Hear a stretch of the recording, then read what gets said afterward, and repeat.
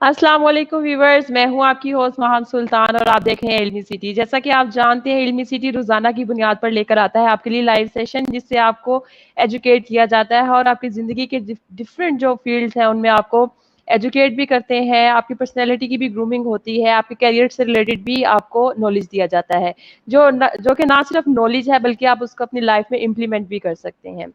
आज भी हम एक ऐसा ही टॉपिक लेकर आए हैं जो कि हमारी ज़िंदगियों में बहुत अहम है। ख़ास तौर पर अगर हम पाकिस्तान की बात करें, तो पाकिस्तान में ये जो टॉपिक है या ये जो प्रॉब्लम है बहुत अहम है। आज हम बात करने जा रहे हैं कि पाकिस्तान की हर औरत को या जितनी भी फीमेल्स हैं, हम उनको किस तरह से एम्पावर कर सकते हैं, उनको किस तरह से बाइख्तियार बना सकते हैं। उसके लिए हमने अपने शो में दावत दी है लैला खालिद को, जो कि जर्नलिस्ट है, प्रोडक्शन असिस्टेंट प्रोड्यूसर हैं, साथ ही साथ ये टीवी प्रेजेंटर हैं, एक्टर हैं और मॉडल है और बहुत कुछ है, जितना कुछ मैं बता भी नहीं पा रही। तो आइए हम इनसे बात करते हैं। अस्सलाम वालेकुम मैम, कैसी हैं आप? वालेकुम अस्सलाम। मैं बिल्कुल ठीक ठाक हूँ। आप सुनाए कैसे हैं? और अस्सलाम वालेकुम पाकिस्तान एज वेल। वालेकुम अस्सलाम। मैं बताती चलूँ कि मैम ने हमें जो है लंदन से ज्वाइन किया है इस टाइम, और वहाँ पे दिन है और यहाँ पे रात है। जी। सही, यहाँ तो पे शाम के 4 बज रहे हैं और आप लोग के शायद रात का टाइम है। बिल्कुल ऐसा ही है, यहाँ पे 8 बज गए हैं। वाह क्या बात है। जी। तो मैम स्टार्ट करते हैं, हम अपने टॉपिक्स की तरफ आते हैं कि हम किसी भी एक वुमन को एम्पावर करना चाहते हैं। तो पहले मैं चाहूंगी कि आप डिफाइन कर दें कि वुमेन एम्पावरमेंट है क्या? भाई सबसे पहले तो मैं ये कहूंगी वुमेन एम्पावर्ड होती है कि औरत जो है पाकिस्तान की खवातीन एजुकेशन में जबरदस्त हो और वो आगे बढ़े, उनको नौकरियों में यानी कि वो जो काम करती है प्रोफेशन उनमें उनको मजबूत किया जाए। मगर प्रॉब्लम क्या है, हमारे पाकिस्तान में प्रॉब्लम है जेंडर की। तो जेंडर इज द बिल्कुल। बिगेस्ट प्रॉब्लम पाकिस्तान में, जिससे यानी कि इन आदमी को ज्यादा जोर दिया जाता है खवातीन के मुताबिक। तो इस वजह से यानी कि जो हमारी खवातीन है वो बेचारी पीछे रह जाती है। मगर वुमेन एम्पावरमेंट में काफी चीजें आती है, उसको अपने फैसले करना जिंदगी के, उसको अपने लाइफ के पार्टनर के फैसले करना, उसको अपना करियर का यानी कि फैसला करना, सब कुछ यानी कि अलाउ करना चाहिए पाकिस्तान में। ठीक है। तो सबसे पहले हम बात करेंगे कि अगर एक लड़की एजुकेशन हासिल कर रही है, अगर मैं बात करती हूँ कि वो अनमैरिड है या सिंगल है, तो वो किस तरह से एम्पावर कर सकती है खुद को, हम उसको किस तरह से डेवलप कर सकते हैं? भाई सबसे पहले तो मैं आपको साथ साथ बोलूंगी, पाकिस्तान में पहली माजूफ हुआ चाहती हूँ अगर मेरे मुंह से कोई गलत बात निकल जाए। प्रॉब्लम है स्टेटस की पाकिस्तान में। ठीक है, मैं भी पाकिस्तानी बोर्न हूँ, मैं भी पढ़ी लिखी हूँ, मगर बात होती है स्टेटस की, आपका किस खानदान से ताल्लुक है। हमारी जो मेंटालिटी है वो अभी तक छोटी ही है औरतों के बारे में, खवातीन के बारे में, उनकी एजुकेशन के बारे में। जैसे मैं आपको पहले बता रही थी, जैसी लड़की बॉर्न होती है माँ बाप के जहन में पहली बात आती है, अरे भी इसकी शादी करानी है, तुम पढ़ लिख के क्या करोगी, जाओ अपने शौहर को संभालो, अपने ससुराल को संभालो। तो उसके जहन में ये बातें पहली सी होती है। मगर हर कोई जो है वो इस किस्म की बातें नहीं करता है। इट डिपेंड्स कि आपका ताल्लुक किससे है। लेकिन मेरे ख्याल से अगर लड़की पढ़ना चाहती है तो प्लीज उसे पढ़ाए, इसलिए कि नॉलेज और एजुकेशन में बहुत पावर है। मैं साथ ही साथ अपने व्यूवर्स को बताती चलूँ कि आज हम बात कर रहे हैं वुमेन एम्पावरमेंट पे। अगर आपका कोई भी क्वेश्चन है इससे रिलेटेड, तो आप कमेंट्स में लीव कर सकते हैं ताकि हम आपके क्वेश्चंस के आंसर कर सकें।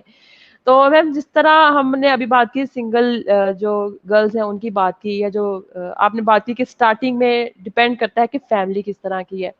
अब अगर एक औरत बेवा है, उसका शौहर फौत हो गया है या तलाक याफ्ता है, तो वो किस तरह से खुद को बेहतर बनाए या खुद को तरक्की दे सकती है पाकिस्तान में रहते हुए?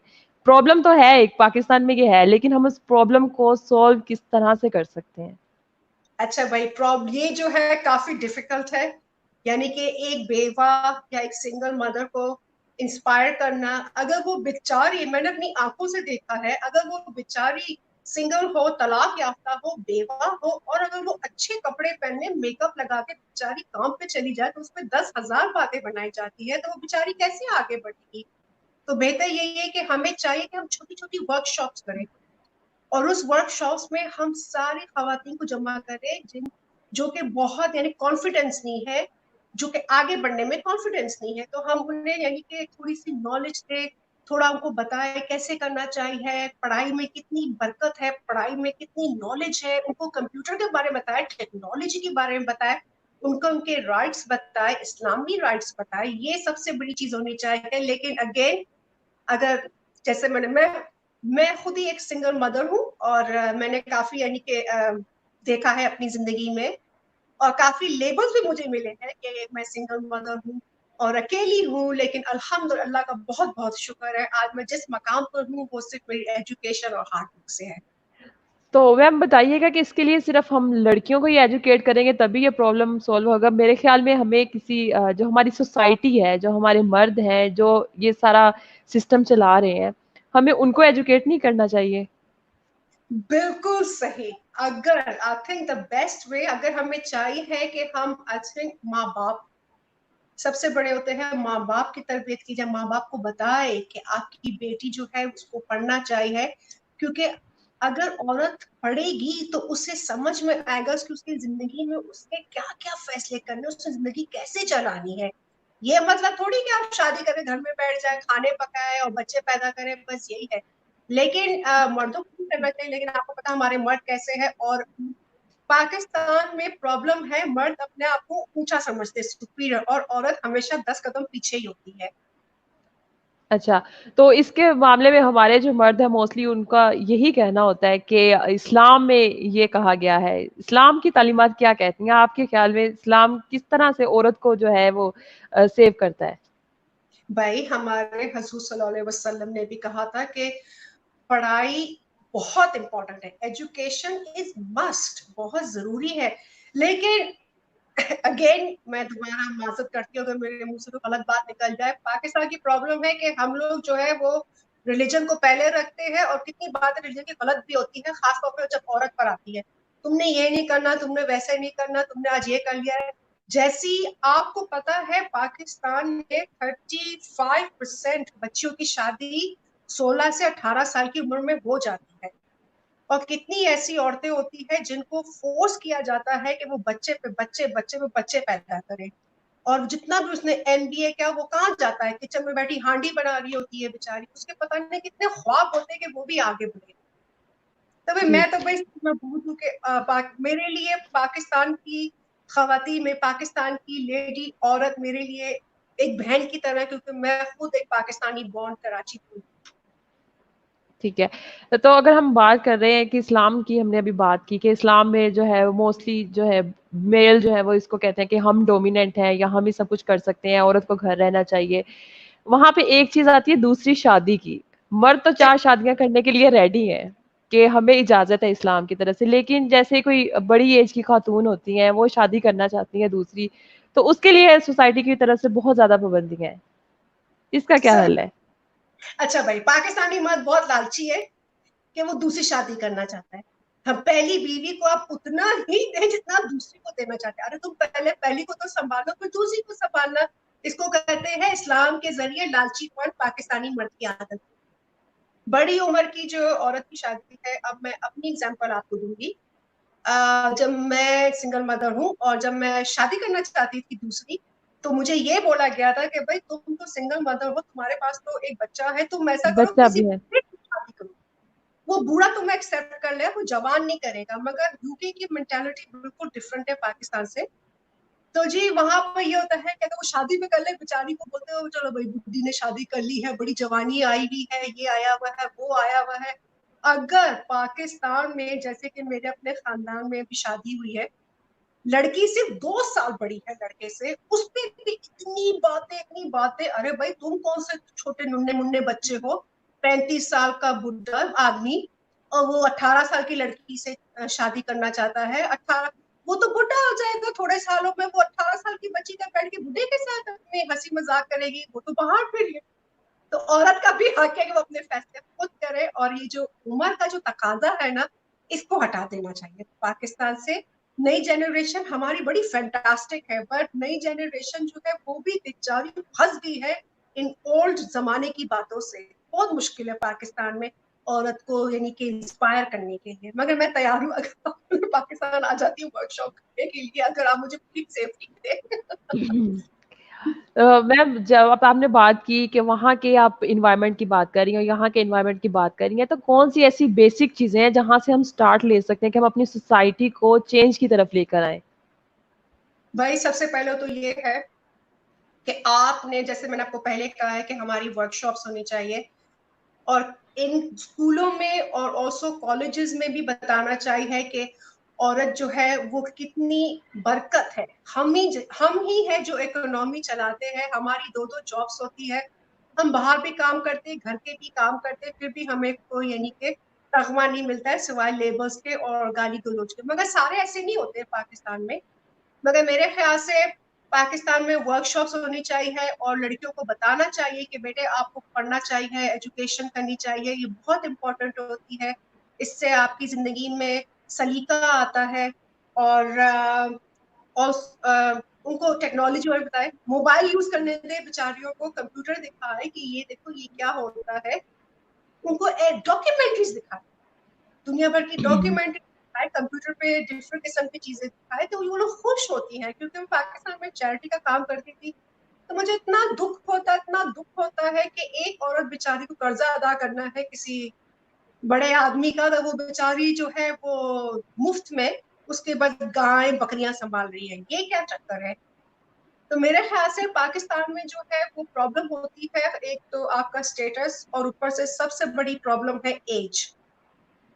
खवातीन की एज पे बहुत क्या बोलते हैं उर्दू में, उंगली उठाई जाती है, तंकीद की जाती है कि ये औरत इतनी एज की है, ऐसी है वैसी है, हमें तो जवान चाहिए। तो इससे भी होता है कि आपको एज के जरिए बताया जाता है कि आप अपनी एज के मुताबिक क्या क्या कर सकती है।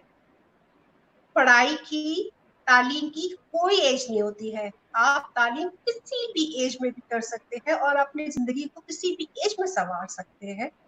अरे मैंने खुद अपने इतने सारे करियर चेंज किए हैं कि मैं ये नहीं करूंगी। मेरी फैमिली इतनी सख्त होती थी कि तुम मीडिया में क्यों जा रही हो, लेकिन मैं आपको बात बताऊं, एज अ पाकिस्तानी को मैंने अपना पैशन नहीं छोड़ा, अपने ड्रीम को फॉलो किया, अपने माँ बाप की, भाइयों की, किसी की नहीं सुनी, और वही क्या जिसमें मेरा दिल था।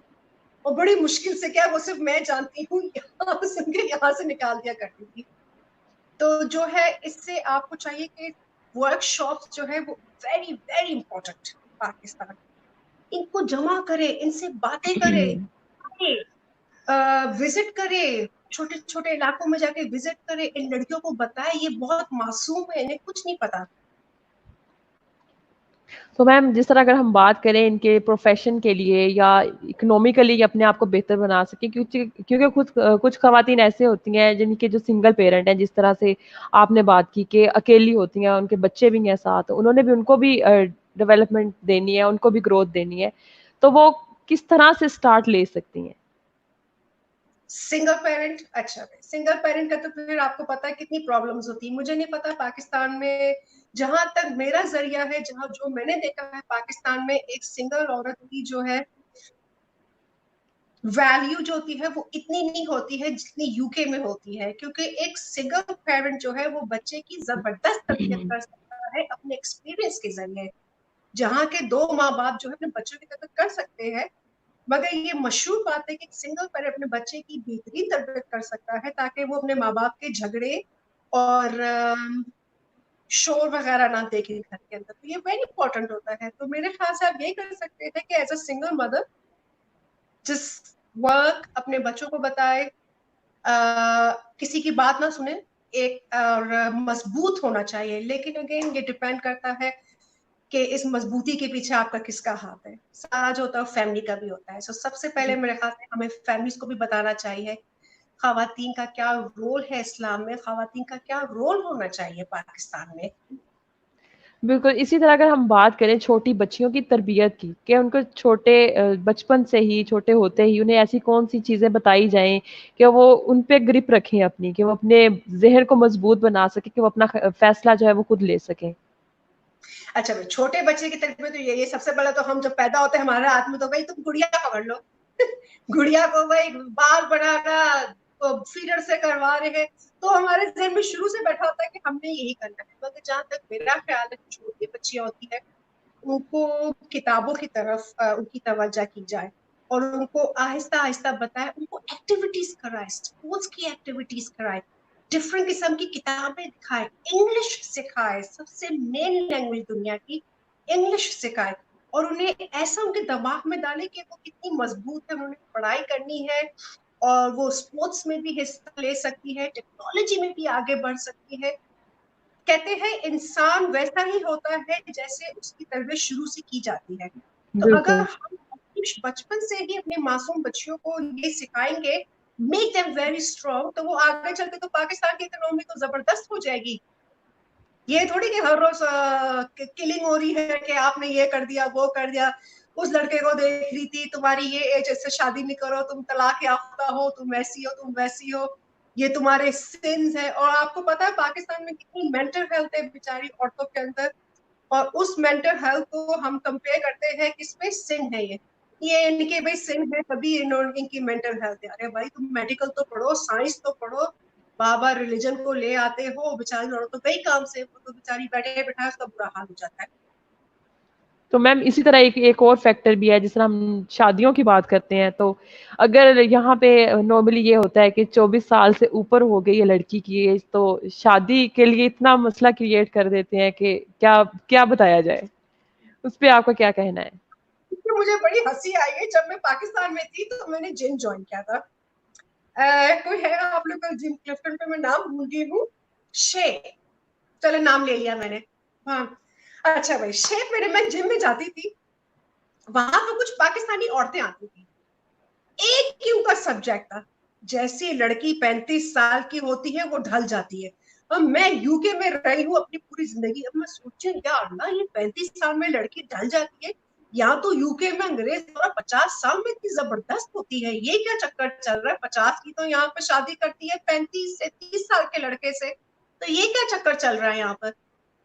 तो आप देखें वो कितना स्ट्रेस डाल रही है दूसरी लड़कियों पे, उनके जहन में बिठाया जा रहा है भाई शादी करो शादी करो शादी करो शादी करो। यहाँ तक कि मेरी अपनी कजन 28 साल में, अरे भाई मैं तो बुढ़ी हो रही हूँ, मैंने कहा यार अगर तुम बुढ़ी हो तो फिर मैं तो दादी अम्मा हूँ, ये क्या चक्कर है। तो मेरे ख्याल से ये जो हमारा कल्चर है ये शुरू से ही ऐसा है कि जैसी लड़की 18 की होती है, 19-20 की, तो हम शुरू होते हैं रिश्ते देखने के लिए, हम चाहते हैं कि उसकी जल्दी शादी हो जाए। और मेरे ख्याल से जहां से मैं देखती हूँ इसका ये मतलब है कि हम बोझ है। अरे भाई उसको पढ़ने दो, उसको जॉब देने दो, उसको दुनिया सीखने दो, दुनिया कैसी होती है उससे दिखाओ, ये कैसी दुनिया है, क्या मिलता है आपको पढ़ाई करने से, आगे बढ़ने से, मुझसे मजबूत बनाए, ताकि वो जिंदगी में कोई डिफिकल्टी आ जाती है आपकी तो आप उसको यानी कि सॉल्व कर सकते हैं। जरूरी थोड़ी कि हर चीज में आदमी को होना मस्ट है। वो बेचारा काम से आता है जूतों उतार के बैठ जाता है क्योंकि भाई उसने काम करके आए, वो हमारी फैमिली को फीड कर रहा है, हमें पैसे दे रहा है। इसीलिए पाकिस्तानी मर्द का जो है दिमाग थोड़ा सा खराब है, वो ये समझते हैं कि हम काम करके आते हैं, पैसे लेके आते हैं, तो मेरा ज्यादा हक है उस औरत से। और तो वायलेंस मैम आपको पता कितना है पाकिस्तान में। बिल्कुल, इस वायलेंस को खत्म करने के लिए, या जो इंडिपेंडेंस है वुमेन की, कि वो फाइनेंशियली इंडिपेंडेंट हो सके, तो हमें किस तरह के प्लेटफॉर्म जो है वो इंट्रोड्यूस करवाने चाहिए? ओह, अच्छा भाई, अगर आप ये बात करती, अगेन जैसे मैंने आपको कहा था कि वर्कशॉप होनी चाहिए, पाकिस्तान में औरत को अगर बताया जाए कि तुमने जगह जगह जाए कि तुमने ये करना है ऐसा करना, तो अल्लाह अल्लाह खैर से अल्लाह बेचारी औरत को मार मार के जेल में डाल देते कि भाई तुम क्या सिखा रही हो, तुम तो कोई शैतानी काम सिखा रही हो हमारी औरतों को। हम यही कर सकते हैं कि हम वर्कशॉप करते हैं, हम जाए और औरतों को बताए कि भाई ये है, ऐसा होना चाहिए, जैसे मैंने कहा उनको दिखाए, उनको टेक्नोलॉजी सिखाए, इंग्लिश आस्ते आस्ते उनको बताए कितनी इम्पोर्टेंस है एजुकेशन की और हमारे क्या हक है। हम एक्चुअली ज्यादा देखा जाए पाकिस्तान में औरतों की इज्जत ज्यादा होनी चाहिए। जहां तक मैंने देखा पाकिस्तान में मेरे एक्सपीरियंस के मुताबिक, तो मैं कभी कभी सोचती हूँ कि सिर्फ ये स्टेटस की, एक तो हमारी जेंडर की बहुत प्रॉब्लम है, मर्द को ज्यादा तवज्जो दी जाती है, उसकी वेजेस भी, उसकी जो काम करने की तनख्वाह आती है वो औरत से ज्यादा होती है। औरत तो कभी आगे बढ़ने नहीं देते हैं, बोला जाता है यार तुम क्या बोलोगी, तुम्हें तो कुछ पता ही नहीं है, इसकी बात सुनते हैं। ओके फाइन, और ये सब स्टेटस पर होता है। अभी डिफेंस के जितने भी बच्चे हैं वो बेचारे यहाँ पढ़ रहे हैं, ये कर रहे हैं अयाशी में, बाकी कर रहे हैं कि भाई बाकी देखा जाए ज्यादा टैलेंट तो डिफेंस से डिफेंस से बाहर तो ज्यादा टैलेंट है। Thank you so much ma'am. हमारे पास जितने भी क्वेश्चंस थे हमने उनका आपसे आंसर लिया। अगर आप इसके अलावा कुछ ऐड करना चाहें, हम एज अ कंट्री हम पाकिस्तान को अगर किसी और कंट्री के साथ कंपेयर ना करें, सिर्फ पाकिस्तान में रहते हुए इसकी बात करें, तो हम किस तरह से बेहतरी ला सकते हैं?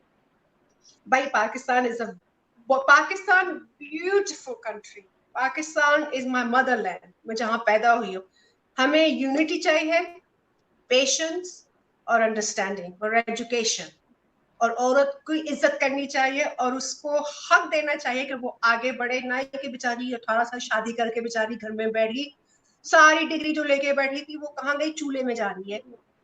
तो हमें चाहिए कि हम औरतों को इंस्पायर करें, उन्हें आगे बढ़ाए, उनकी सुने। और मैं आपसे कहती हूँ, जैसे मेरी रिसर्च के मुताबिक कहा जाता है कि पाकिस्तान की 30% इकोनॉमी औरत कर सकती है, वो बेहतरीन बना सकती है। लेकिन उन्हें काम करने के मौका नहीं मिलते। Thank you so much ma'am आपका हमारे प्रोग्राम में आने के लिए और अपने जो आपकी सजेशंस थी उनको हमारे तक पहुंचाने के लिए। होप सो हम अपनी सोसाइटी को बेहतर बना सकेंगे। Thank you so much. बहुत बहुत साथ ही शुक्रिया, बहुत बहुत शुक्रिया। एंड थैंक यू सो वालेकुम मच अस्सलाम। मैम। साथ ही साथ मैं अपने व्यूवर से भी ज़्यादा चाहूँगी और उनको बताती चलूँ कि इल्मी सिटी के साथ आप जुड़े रहिए और साथ ही साथ हमारे जितने भी प्रोग्राम हैं आप उनको चेक करते रहिए। आपकी ज़िंदगी में जो भी प्रोग्राम अहम है आप उसको ज्वाइन करें और उसको देखें कि वो किस तरह से आपको एजुकेट कर सकता है। मुझे इजाज़त दीजिएगा। अल्लाह हाफिज़।